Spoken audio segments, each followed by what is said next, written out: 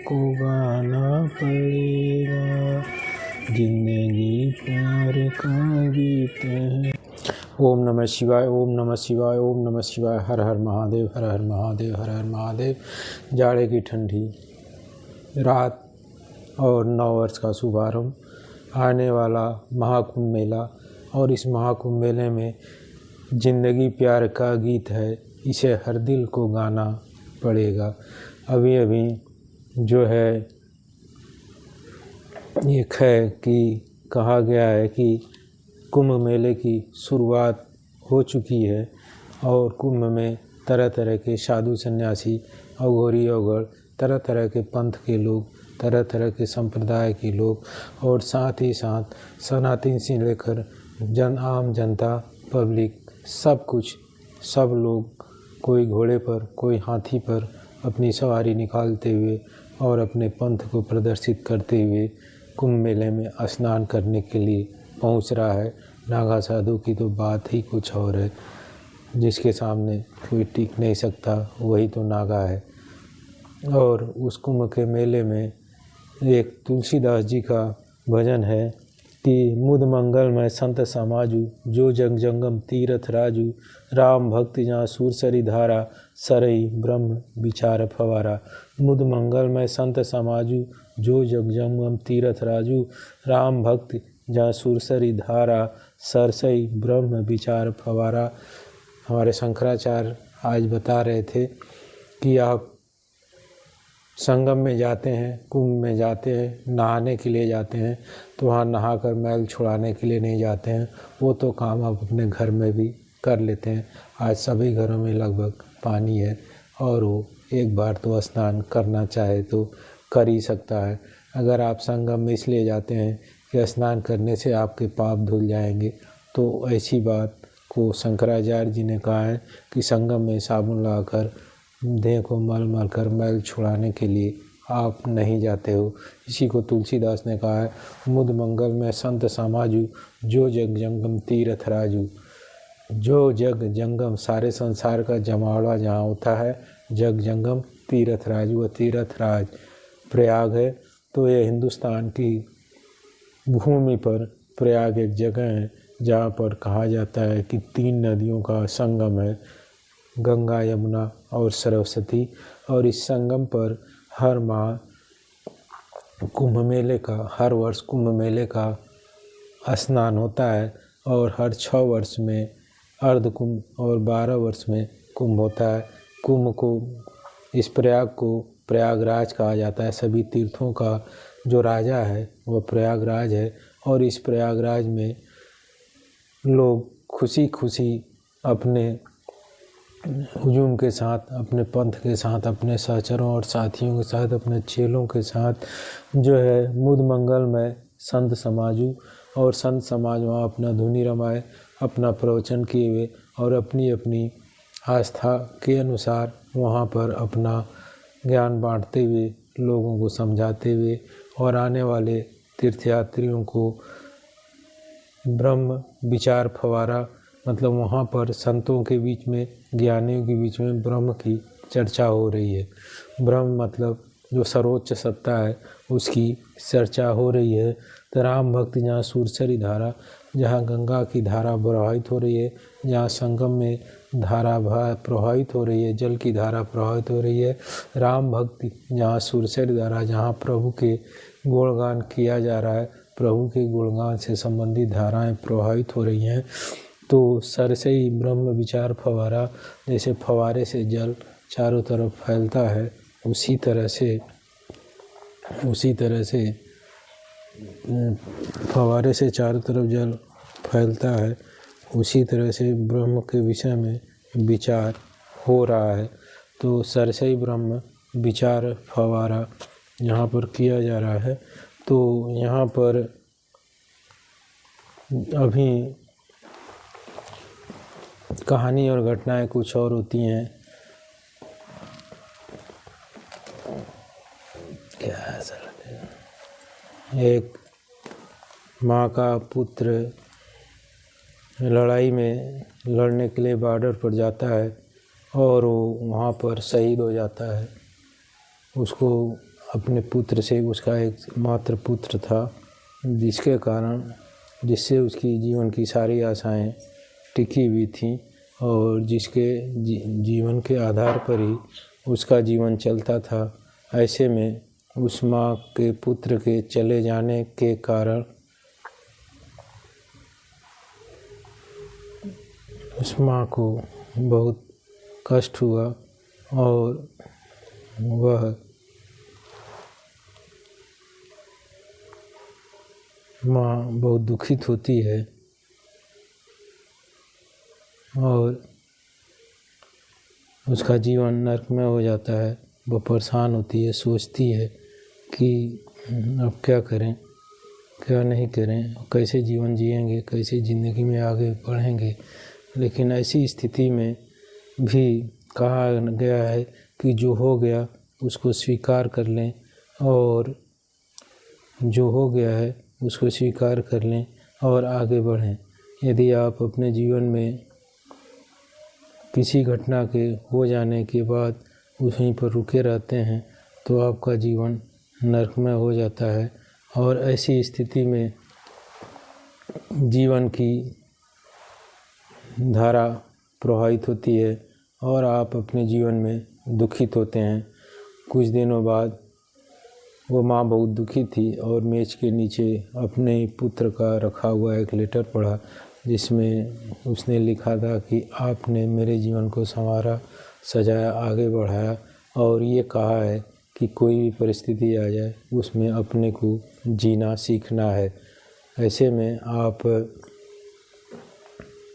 जो है थोड़ा दूसरी जगह नहीं कर सकते। उस पत्र को पढ़कर उस माँ को ये दिलासा होता है कि जो बीत गया सो बीत गया। हमारे लड़के ने कहा है कि आपने ही बताया कि जीवन में कोई भी परिस्थिति आ जाए, कोई भी संकट आ जाए, कोई भी घटना घटे, लेकिन जो है उसके बाद का जीवन जो परिस्थिति हो, जो घटना हो, सब बीत जाता है, सब भूतकाल बन जाता है और जीने का नाम ही वर्तमान में जीना है। और मैं हर क्षण अपने जीवन के हर क्षण को जीऊँगा और आप कभी भी हम रहें या न रहें, मारे जाएं या लौट कर आएँ, चाहे वीर मृत्यु प्राप्त हो, लेकिन आपका ये सीख याद रखूँगा और मैं हमेशा अपनी स्मृतियों में आपको रखूँगा, आपके साथ रखूँगा। ज़िंदगी जीने का नाम है। और माँ को अपने पुत्र के इस बात को, इस चीज़ को, इस पत्र को पढ़कर ये अंदाज़ हो जाता है कि जो शिक्षा उसने अपने पुत्र को दी थी वह खुद ही उस शिक्षा से विचलित हो गई। और जो मैंने कहा था बेटा जीवन जीने का नाम है, ऐसी स्थिति में मैं खुद वर्तमान में जीऊँगा। हमारे पूज्य गुरुदेव करौली शंकर महादेव कहते हैं जीवन जीने का नाम है और जीवन वर्तमान है, न तो जीवन भूत है और न तो जीवन भविष्य है। और जो वर्तमान में जीता है वही महान है, जो वर्तमान में जीता है वही वास्तव में जीता है और जो भूत और भविष्य में जीता है वास्तव में वह जीता नहीं है, वह तो दुख को और चिंता को साथ लेकर जीता। कुंभ मेले में कौन आते हैं स्नान करने के लिए? जाहिर है कि कुंभ एक ऐसा मेला है जिसमें सभी हिंदू धर्म के लोग कुंभ मेले में स्नान करने के लिए आते हैं। पहले ही मैंने कह चुका हूँ कि हिंदू धर्म का इतिहास बहुत गौरवशाली इतिहास नहीं रहा है। यह ऐसी कौम है जो 2000 साल तक गुलाम रही है और आगे भी अगर इसने अपने को परिवर्तित नहीं किया तो गुलाम होने के पुनः रास्ते और दरवाजे खुल जाते हैं। जैसा कि एक इतिहास की घटना है, भीमा कोरेगांव की घटना है। भीमा कोरेगांव में एक महार जाति थी जो शिवाजी और शिवाजी के बाद के समय में भी शिवाजी की सेना में एक प्रमुख स्थान रखती थी। महार रेजिमेंट आज भी भारतीय सेना का एक प्रमुख रेजिमेंट है और सबसे पुराना रेजिमेंट है। शिवाजी के समय और शिवाजी के बाद में भी इस महार रेजिमेंट में महार सैनिकों ने शिवाजी के हिंदुत्व को बचाए रखने और मुस्लिम संस्कृति से अपने आप को और हिंदुत्व को बचाए रखने के लिए बहुत बड़ा योगदान दिया था। शिवाजी की कहानी पर हम नहीं जाएंगे। शिवाजी एक ऐसे योद्धा थे औरंगजेब के काल में, जिस समय हिंदुओं के साथ क्या क्या होता था ये बताने की ज़रूरत नहीं है। जो मुसलमान नहीं बन सकता उसको तलवार का सामना करना पड़ेगा, और अगर वो मुस्लिम रीति रिवाज को नहीं अपनाता है तो उसके साथ क्या क्या होगा वो इतिहास गवाह है।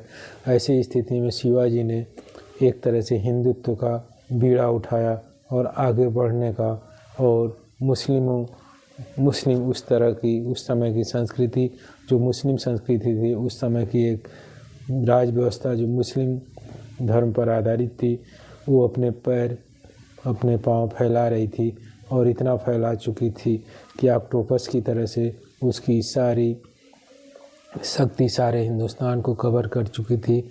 ऐसे में एक मराठा शक्ति ऐसी थी जो मुस्लिमों की बढ़ती हुई ताकत को और मुस्लिम की बढ़ती हुई ऑक्टोपस जैसी शक्ति को रोक पाई थी।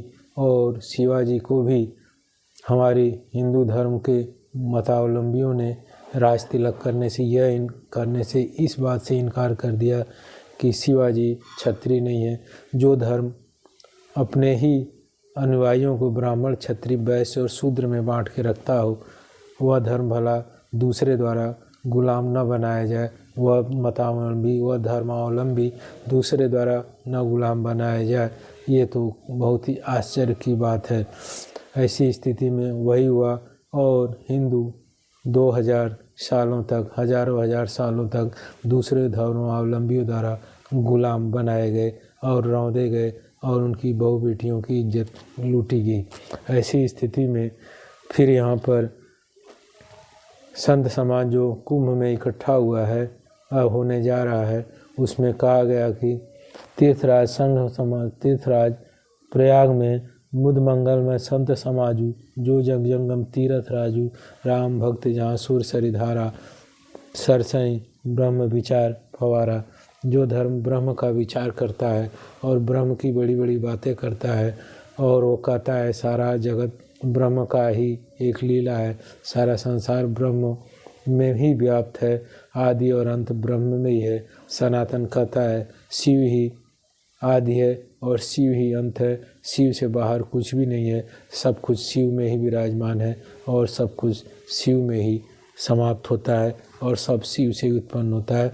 तो ऐसे ब्रह्म, ऐसे शिव के विषय में जहाँ पर विचार किया जा रहा हो और जहाँ पर चर्चाएं की जा रही हो, और वहाँ नहाने वाले सारे लगभग हिंदू धर्म के अनुयायी हों, ऐसी स्थिति में जहाँ पर ब्रह्म की इतनी चर्चा हो, धर्म की इतनी चर्चा हो, भला वह समाज कैसे 4 श्रेणियों ब्राह्मण, क्षत्रिय, वैश्य और शूद्र में बंट करके 2000 सालों तक गुलाम रहा, ये देखने वाली बात है।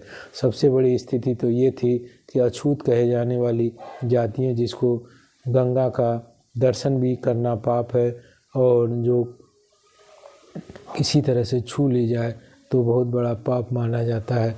ऐसे मिथक फैला करके ही अपने ही समाज को इतना दूषित किया गया कि यह समाज दूसरे समाजों से या धर्म दूसरे धर्मों से लड़ने की स्थिति में ही नहीं रहा। अगर किसी आदमी के 2 हाथ और 2 पैर हों, और ये चारों ब्राह्मण, क्षत्रिय और वैश्य और शूद्र का सिंबल बनते हों, तो ऐसी स्थिति में यदि दोनों पैर जो शूद्र के रूप में हो उसको अपाहिज कर दिया जाए, तो भला एक अपाहिज आदमी एक शक्तिशाली शत्रु से कैसे लड़ सकता है। यही कारण था कि हिंदू जो हिंदुस्तान में बसते हैं, एक तरफ हिमालय है और 3 तरफ से समुद्र है। इसका इतिहास यही रहा है कि बाहर से आने वाली आक्रमणकारी जातियों ने हिंदुओं को खूब रौंदा, हिंदुओं को धूल चटाई, और इनके साम्राज्य को जीत कर इनकी बहू बेटियों के साथ वह किया जो इतिहास गवाह है, और जो यहाँ पर कहना सही नहीं है। ऐसी स्थिति में संगम के किनारे ब्रह्म के विचार का फवारा फूट रहा है। ये तुलसीदास का समय जो 15वीं 16वीं शताब्दी में थे, और जहाँ पर मुद मंगल में संत समाजू, जो जग जंगम तीरथ राजू, राम भक्त जहाँ सूर सरिधारा, सरसई ब्रह्म विचार फवारा। जिस धर्म में इतनी बड़ी बड़ी बातें थी, वह धर्म इतना कैसे पतित हो गया कि वह गुलामी की तरफ बढ़ गया। यहाँ पर मैं महाराष्ट्र के शिवाजी की बात कर रहा था। शिवाजी की सेना में महार एक अछूत जाति थी, लेकिन शिवाजी ने कभी जो है हिंदुओं के बीच बंटवारा छूत और अछूत का नहीं किया और सबको अपनी सेना में सम्मान दिया और सबसे प्रेम किया। और इसी का कारण था कि शिवाजी के झंडे के नीचे सब तरह की जातियां उनके नीचे लड़ने के लिए तैयार थीं और लड़ी भी, और अंग्रेज़ों के साथ साथ मुग़लों के साम्राज्य विस्तार को वहीं पर रोक दिया। और ये कहा जाता है कि मुग़ल काल का पतन शिवाजी के ही कारण हुआ। औरंगजेब दिल्ली की सत्ता छोड़कर 335 साल तक शिवाजी से संघर्ष करते रहा, दक्षिण भारत में फंसा रहा और ऐसी स्थिति में उसका सारा साम्राज्य ढह चुका। तो मराठा शक्ति एक प्रमुख शक्ति थी जो कि मुग़ल साम्राज्य को ढहा देने में, गिरा देने में सफल हुई। और उस प्रमुख शक्ति के नायक शिवाजी महाराजे थे, जिनको राजे शिवाजी कहा जाता है। उस राजे शिवाजी ने अपने झंडे के नीचे, अपने हिंदू गौरव के झंडे के नीचे सभी जातियों को समान स्थान दिया, सभी जातियों को सम्मान दिया और सभी जातियों से प्रेम किया। और उनके झंडे के नीचे हिंदू के सारे जातियों के, सभी जातियों के छूत अछूत या ब्राह्मण क्षत्रिय जो भी युद्ध करने की स्थिति में थे, वह तलवार लेकर, हथियार लेकर शिवाजी को नायक मानकर युद्ध लड़े। और मराठा शक्ति ने मुग़लों की शक्ति को इस तरह से धूल चटाई कि बाद के कालों में मुग़ल शक्ति बिखर गई और मुग़लों का साम्राज्य टिमटिमाता तारे की तरह से रह गया। और वो साम्राज्य मराठों की शक्ति पर और मराठों की दया पर निर्भर रह गया। लेकिन उसी मराठों में एक पेशवा बाजीराव द्वितीय थे। जब मुग़ल काल के अंत के साथ साथ अंग्रेज़ों का पदार्पण हो चुका था और अंग्रेज़ अपने पाँव को फैला रहे थे, पेशवा जो कि ब्राह्मण थे और उन्होंने महारों को अछूत घोषित कर दिया और उन्हें लड़ने के अधिकार से भी वंचित कर दिया। ऐसी स्थिति में वह योद्धा जाति जो महार थी, वो अंग्रेज़ों से अपने मान सम्मान के लिए जा मिली। सच बात तो यह है कि महार जाति पेशवा द्वितीय से सिर्फ इतना चाहती थी कि उसको भी सामाजिक दर्जा दिया जाए और उसको अछूत न दिया जाए, उसको पढ़ाई लिखाई के साथ साथ सारे अधिकार दिए जाए, एक जो मानव के विकास में, एक ह्यूमन के विकास में ज़रूरी है। लेकिन पेशवाओं ने उनको वह अधिकार देने से मना कर दिया। ऐसी स्थिति में अंग्रेज़ों के नेतृत्व में मात्र 500 पेशवा सैनिकों ने, पेशवा योद्धाओं ने, पेशवा बाजीराव 500 महार योद्धाओं ने पेशवा बाजीराव की 28,000 सेना को धूल चटा दी। और एक तरफ 834 सैनिक थे, 834 सैनिक जो इसमें 500 महार योद्धा थे और दूसरी तरफ पेशवा बाजीराव के 28,000 सैनिक थे। अब यह कहने की है, अगर ये महार योद्धा पेशवा बाजीराव अपने साथ रखता तो जो मात्र 500 महार योद्धा अंग्रेज़ों के 834 की संख्या के साथ मिलकर कुल महार सहित अंग्रेज़ों की सैनिकों की संख्या 834 से और महार योद्धाओं के बल पर पेशवा बाजीराव द्वितीय की 28,000 की सेना पराजित हो गई। तो ऐसी स्थिति में ये कहने का मतलब है, यहाँ पर अंग्रेज़ जीते, एक ईसाई संस्कृति जीती, अंग्रेज़ जीते और एक हिंदू संस्कृति हार गई। हिंदू संस्कृति क्यों हारी? क्योंकि हिंदू संस्कृति ने अपने आप को छुआछूत का दंश फैला लिया, अपने बदन के चारों ओर छुआछूत रूपी मैल को रगड़ लिया, जिसके कारण ये हिंदू संस्कृति में पेशवा बाजीराव द्वितीय का पराजय और अंग्रेज़ों का पदार्पण, अंग्रेज़ मजबूत हुए। उस समय की प्रमुख शक्ति जो मराठा शक्ति थी, वह धीरे धीरे अंग्रेज़ों से पराजित होती चली गई और अंग्रेज़ों ने संपूर्ण देश पर अपना कब्जा कर लिया। यहाँ पर अंग्रेज़ ताकतवर थे नहीं, अंग्रेज़ चालाक थे नहीं। अंग्रेज़ चालाक और ताकतवर कितना भी हो लें, लेकिन कहते हैं कि हिंदुओं की आपसी फूट, हिंदुओं की आपसी सामाजिक व्यवस्था, हिंदुओं में छूत अछूत की भावना और हिंदुओं में कार्य के बंटवारे ने अछूत युद्ध नहीं कर सकता, क्षत्रिय ही युद्ध करेगा अछूत आगे नहीं बढ़ सकता, दूसरे ही आगे बढ़ेंगे। अछूत वेद नहीं पढ़ सकता, अछूत को शिक्षा का अधिकार नहीं है। इन सब सारी चीज़ों के कारण हिंदुस्तान का वह हिंदू साम्राज्य ढह गया। हिंदुस्तान का हिंदू हजारों वर्षों तक गुलाम रहा और अंग्रेजी सत्ता आज जब हिंदुस्तान में मराठा शक्ति का समाप्तिकरण हुआ और अंग्रेज़ों ने पूरे हिंदुस्तान पर कब्जा कर लिया, तो वही हिंदुस्तान जो 1700 के आसपास मुग़ल संस्कृति के गायब होने के बाद अंग्रेज़ हिंदुस्तान में 1947-1950 तक शासन किए। एक तरह से 17 से 18, 18 से 19, 250 साल आज भारत को आज़ाद हुए मात्र 75-76 साल हुए, 77 साल हुए और 250 साल तक अंग्रेज़ों ने शासन किया और हिंदुस्तानियों को ये बोल दिया, अपने क्लबों के बाहर लगा दिया कि हिंदुस्तानी और कुत्तों का अंदर आना मना है।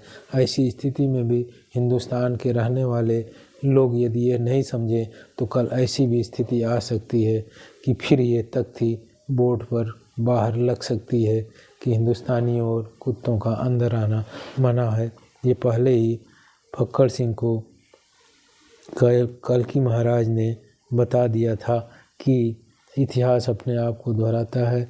अगर हिंदू फिर भी नहीं चेते और हिंदुओं ने अपने बुराइयों को नहीं टाला और किए गए कर्मों के लिए फिर से सुधार नहीं किया और उसी कर्म पर चलते रहे और अपने को बटा हुआ पाएंगे, तो एक समय ऐसा आएगा कि फिर वो उसी स्थिति में पहुंच जाएंगे जैसा कि आज से 70 साल 80 साल पहले अंग्रेज़ों ने।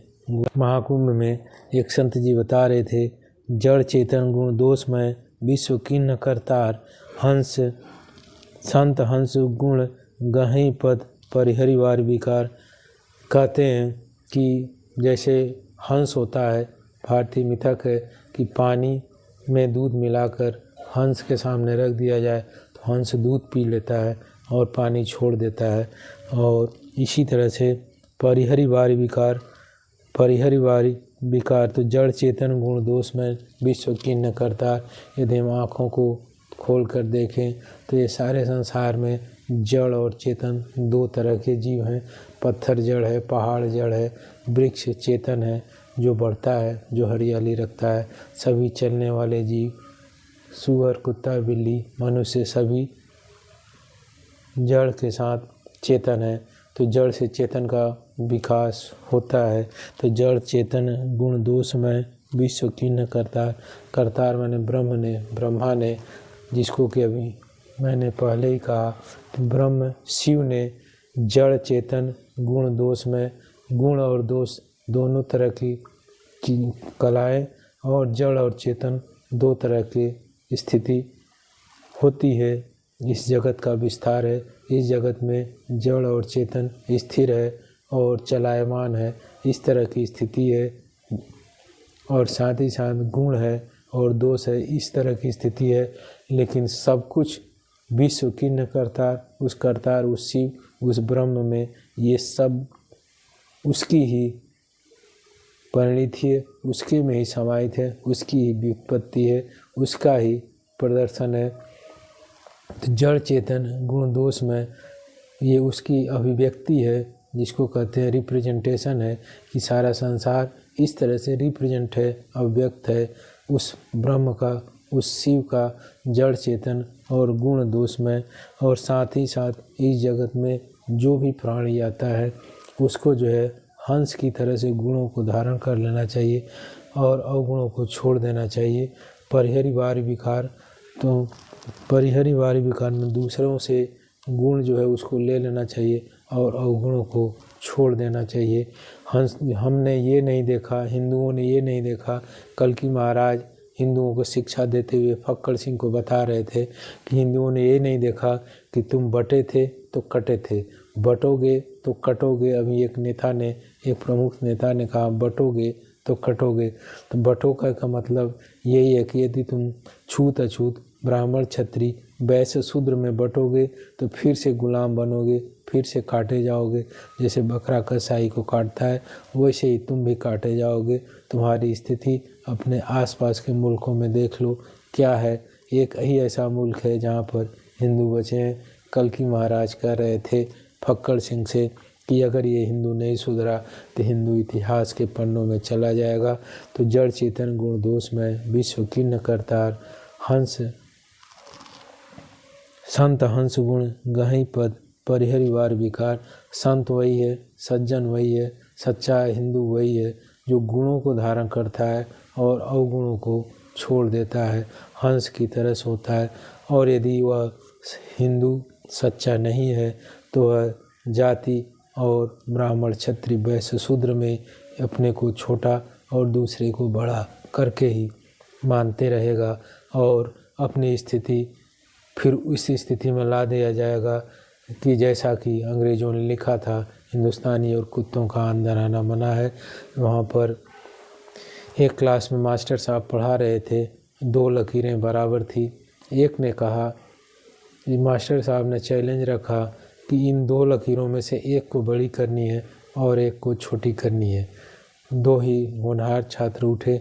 एक छात्र ने ऊपर वाली लकीर में चाक उठाकर और लाइन लंबी कर दी, नीचे वाली अपने हिसाब छोटी हो गई। दूसरे ने उठा और डस्टर उठाया और सेम तरह की लकीरें फिर उसके सामने थी और उसने नीचे वाली लकीर की आधी लकीर निकाल दी, मिटा दी। इस तरह से 2 स्थिति होती है। हम या तो दूसरे को बढ़ाएं और खुद आगे बढ़ें या दूसरे को कम कर दें, दूसरे को पछाड़ दें और अपने वही रहें।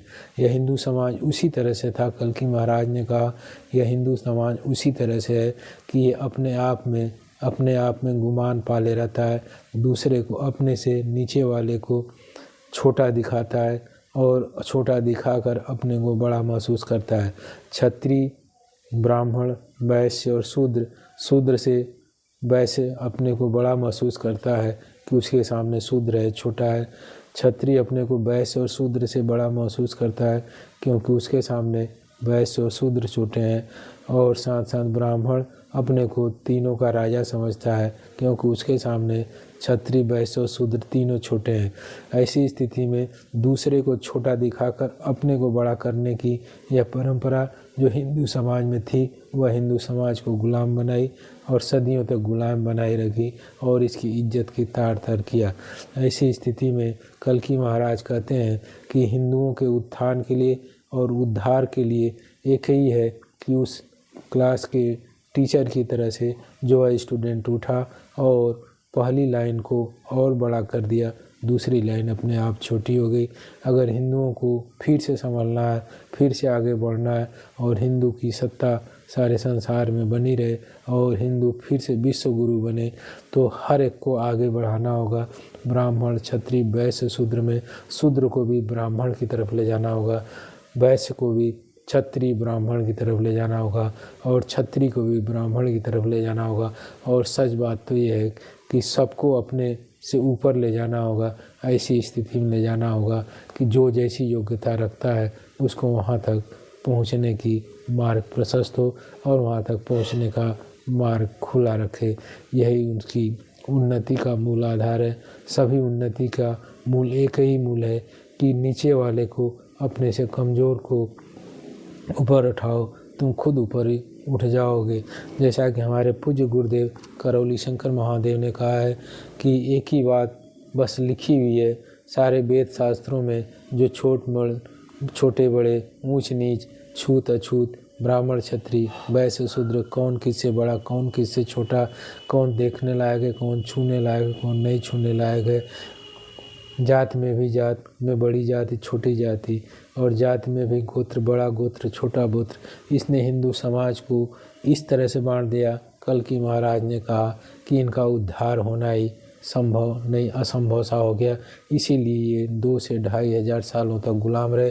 अंग्रेज़ों ने गुलाम बनाया, मुग़लों ने गुलाम बनाया और आज ये फिर उस स्थिति में है कि फिर से वो किसी और कौम की गुलाम हो जाने की स्थिति में है।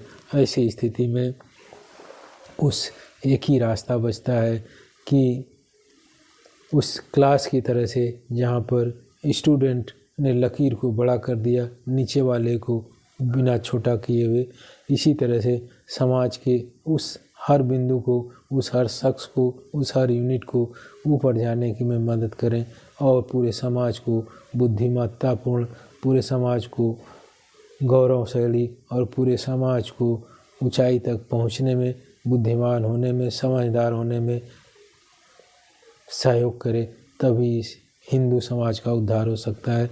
कल्कि महाराज ने कहा फक्कड़ सिंह से कि हिंदू समाज का उद्धार सिर्फ और सिर्फ एक ही आधार पर हो सकता है कि एक खुद बढ़ो आगे और दूसरे को भी आगे बढ़ाते जाओ। गुरुदेव हमारे करौली शंकर महादेव ने कहा है कि सब शास्त्रों में और सब वेदों में, चारों वेदों और सब शास्त्रों का सिर्फ और सिर्फ एक ही आधार है, दुख दीने दुख होत है, सुख दीने सुख होत। 4 वेद 100 शास्त्र में बस एक ही बात पढ़ी गुरुदेव ने और बताया कि सुख दीने सुख होत है, दुख दीने दुख होत। अगर तुम नफरत, छुआछूत और घृणा के बीज बोओगे समाज में, तो तुम्हारे अंदर भी वही नफरत, छुआछूत और घृणा के बीज जड़ जमा जाएंगे और तुम कभी भी मुक्ति की तरफ, कभी भी ऊंचाई की तरफ नहीं पढ़ पाओगे। और यह दुआ जड़ चेतन गुण दोष में विश्व की न करतार, संत हंस गुण गाही पद। संत हो, संत का मतलब जो सही चीज़ को पकड़ता है और बेकार चीज़ को छोड़ देता है। सारे हिंदू समाज को संत बनना होगा जो सही चीज़ को बढ़ाए, न कि पोथी पत्राओं में लिखी हुई समाज को बांटने वाली, छुआछूत को फैलाने वाली, तुम ऊंचे तुम नीचे मैं ऊंचे, तुम क्षत्रिय मैं ब्राह्मण, तुम शूद्र मैं वैश्य, मैं बड़ा तुम छोटा, इस तरह की भावनाओं को निकाल कर फेंक देने से ही हिंदू समाज फिर से आगे बढ़ सकता है। और तभी जो हिंदू समाज में एक नारा है विश्व गुरु बनने का, वह साकार हो सकता है। जैसा कि एक संत ने कहा है, मुद मंगल में संत समाजू, जो जंग जंगम तीरथ राजू, राम भक्ति जहाँ सुर सरिधारा, सर से ब्रह्म विचार फवारा। ब्रह्म का विचार हो, गंगा त्रिवेणी का संगम हो और राम की, उस शिव की, राम या दशरथ पुत्र राम की बात नहीं है। राम भक्ति में उस शिव का जिसका ध्यान बुद्ध भी करते हैं, जिसका ध्यान महावीर भी करते हैं और जिसकी खोज गुरु नानक भी करते हैं और जिसकी खोज सभी सनातन हिंदू करते हैं, सनातनी करते हैं। तो राम भक्ति, राम वहाँ पर वो है, यहाँ पर राम दशरथ पुत्र राम से नहीं है। तो राम भक्ति जहाँ सुरसरी धारा, उस ब्रह्म का, उस राम का पर विचार किया जा रहा है। और जब भी विचार होता है लोगों के बीच में, तो सही बातें निकल कर आती हैं और गलत बातें दूर हो जाती हैं। तो सार सार को गई रहे, थोथा दे उड़ाए, जैसा कि संतों ने कहा है, लोगों ने कहा है। तो जहाँ पर गंगा के तट पर, संगम के किनारे, संतों के बीच में राम पर चर्चा हो रही हो, ब्रह्म पर चर्चा हो रही हो, जहाँ ज्ञान और भक्ति की प्रकाष्ठा हो, वहाँ पर जाएं।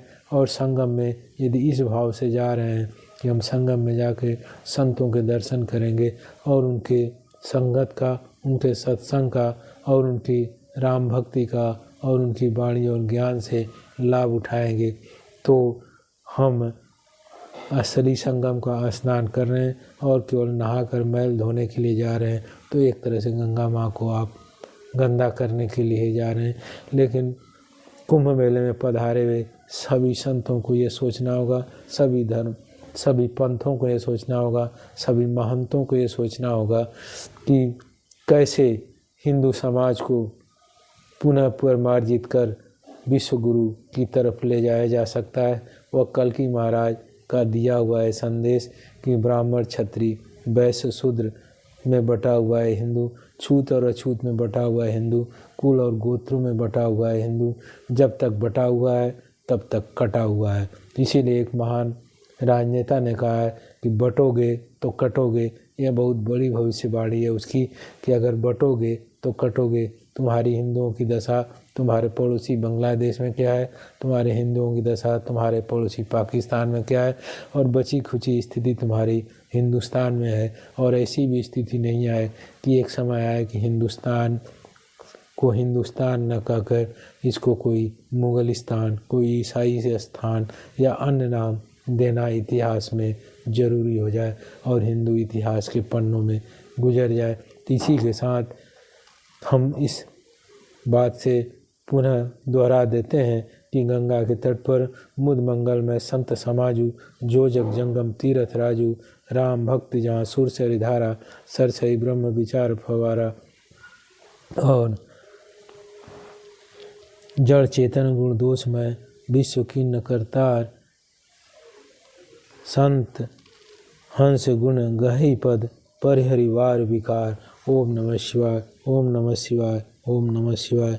हर हर महादेव, हर हर महादेव, हर हर महादेव। जय माता दी, जय माता दी, जय माता दी, जय माँ काली, जय माँ दुर्गे। ओम नमः शिवाय, ओम नमः शिवाय, ओम नमः शिवाय, ओम नमः शिवाय, ओम नमः शिवाय, ओम नमः शिवाय।